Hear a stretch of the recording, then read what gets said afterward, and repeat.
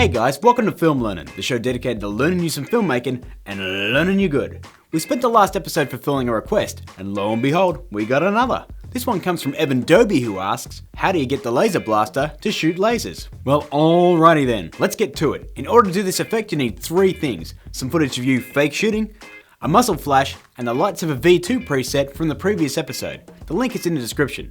Wait. We're using the same effect for the lasers and the lightsabers? Yep. Okay, we're now in After Effects. Let's drop our footage into a comp and get started. Now before we add our laser, let's add our muzzle flash. I've included 2 free muzzle flashes for you to download below. Aren't I just a giver? They've been alpha channeled, so all you have to do is just drop them straight into the comp.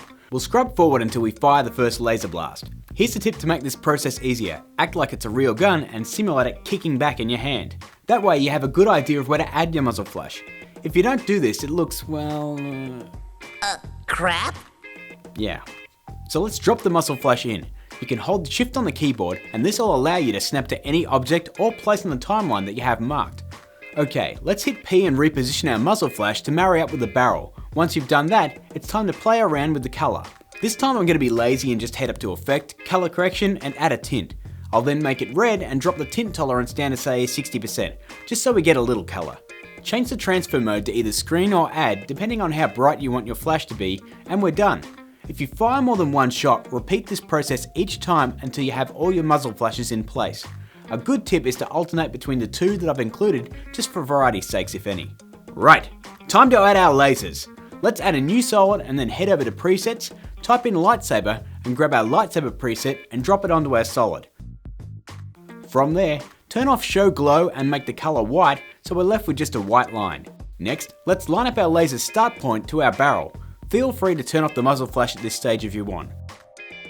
Now depending on whether you're shooting toward or away from camera, head to perspective and play with the setting until it looks just right. Now, time to animate. In most cases, your laser blast only needs to be on screen for say 2 to 3 frames, which makes it fairly easy to animate. We'll then scrub forward to the point of your muzzle flash and hit Ctrl-Shift-D.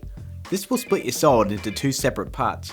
Delete the first part so that our first frame of animation is actually our first frame. Hit the stopwatch on both the start and end position, hit E on the keyboard and collapse down the lightsaber effect.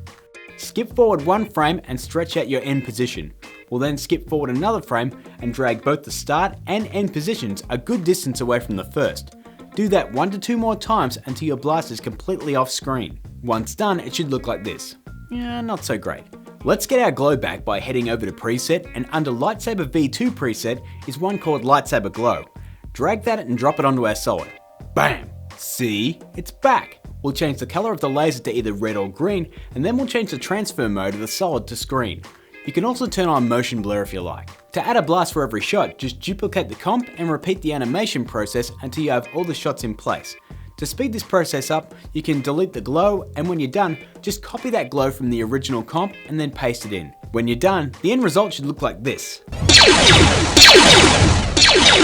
Well, I hope that answers your question, Evan. And don't forget, we've only got 2 episodes left in Star Wars month, so get your requests in before Thursday or it will all be bantha fodder.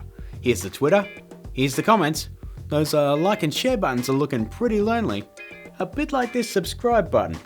The poor little guy. As always, keep learning.